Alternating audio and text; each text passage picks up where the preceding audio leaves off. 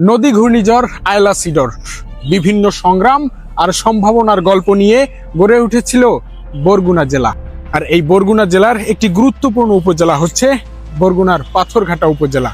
আসন্ন ত্রয়োদশ জাতীয় সংসদ নির্বাচনকে ঘিরে সাধারণ মানুষের মনে বুনছে নানান প্রশ্ন।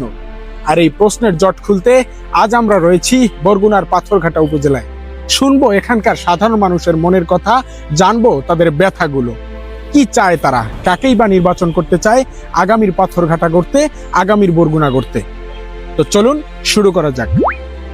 সৎযোগ্য গণমানুষের নেতা, গণমানুষের যার উপর আস্থা আছে পাথরঘাটা মানুষ, সেই আস্থাভাজন নেতৃত্বকেই পাথরঘাটা মানুষ এবারে নির্বাচনে বেছে নেবে।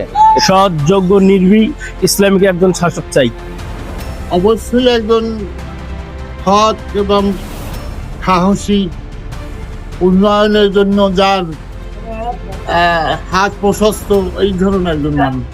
আমরা চাই এই এলাকার উন্নয়ন যে করবে তারে ভোট দেবো এবং ধানের শীষে ভোট দেবো।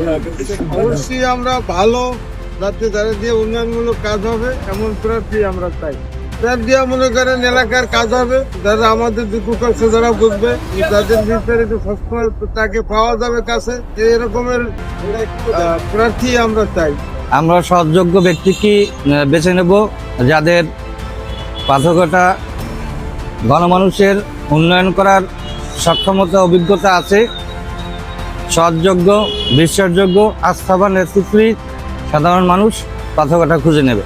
আমরা প্রার্থী চাই আমাকে গরিবের যারা দুঃখ বুঝবে এরমের একজন প্রার্থী চাই। আমরা এই অটো চালাইয়ে খাই, আমাকে দিকে এরমের কেউ চায় না। যারা আমাকে দিকে চাইবে এরমের একজন প্রার্থী আমাকে দরকার। নির্বাচন আসবে, প্রতিশ্রুতিও বাড়বে। তার মধ্য থেকে এই অঞ্চলের মানুষ চায় একজন সৎ, যোগ্য নেতাকে নির্বাচিত করে জাতীয় সংসদে পাঠাতে, যেই মানুষটি তাদের ভালো লাগা, ভালোবাসার কথাগুলো শুনবে, দুঃখ কষ্টের কথাগুলো শুনবে এবং সেগুলো জাতির সামনে তুলে ধরবে। এমনটি প্রত্যাশা এই অঞ্চলের প্রতিটি মানুষের। তো সবসময় যে কথাটি আমি সর্বশেষ বলে থাকি যে জনগণের জন্য হোক রাজনীতি, রাজনীতির জনগণ নয়। বরগুনার পাথরঘাটা থেকে আরিফ তৌহিদ, ডিজিটাল চোখ।